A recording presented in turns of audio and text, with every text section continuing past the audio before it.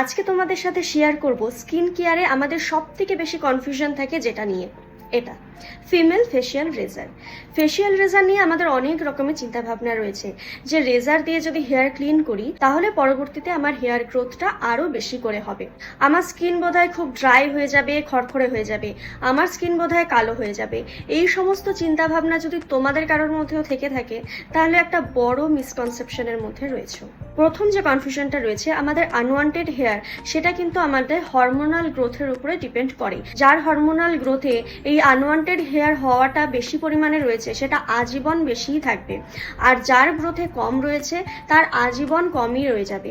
এই দুটো ফ্লাকচুয়েট তখনই করবে যখন তোমার কোনো হরমোনাল ডিসব্যালেন্স হবে, নয়তো বাইরের থেকে প্রয়োগ করা একটা রেজার কখনোই তোমার হরমোনাল গ্রোথ কন্ট্রোল করতে পারবে না এবং তোমার হেয়ার গ্রোথ যেটা ভেতর থেকে হচ্ছে সেটাকে কন্ট্রোল করতে পারবে না।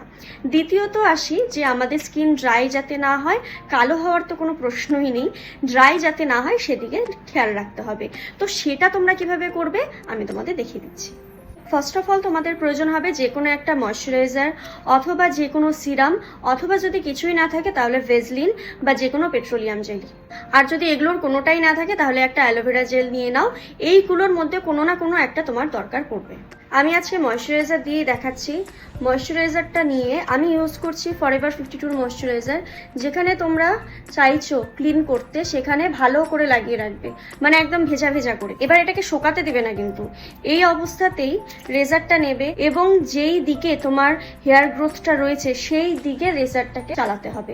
এভাবে উল্টো দিকে চালালে কিন্তু হবে না। যেমন আমার এখানকার হেয়ারগুলো নিচের দিকে রয়েছে, আমাকে এই নিচের দিকে টানতে হবে, ওপরের দিকে টানা যাবে না, ঠিক আছে?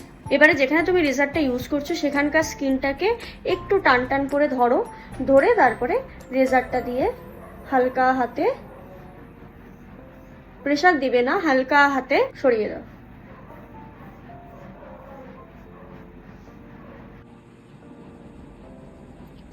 দেখো কতটা নোংরা বেরোচ্ছে, এরকম তোমাদের ফেস থেকেও বেরোবে।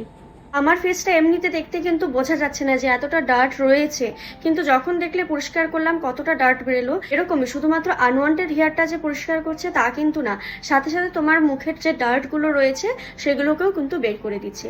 তো এভাবে যদি রেজার ইউজ করো তাহলে আমি গ্যারান্টি দিচ্ছি কোনো রকম কোনো ক্ষতি স্কিনের হবে না।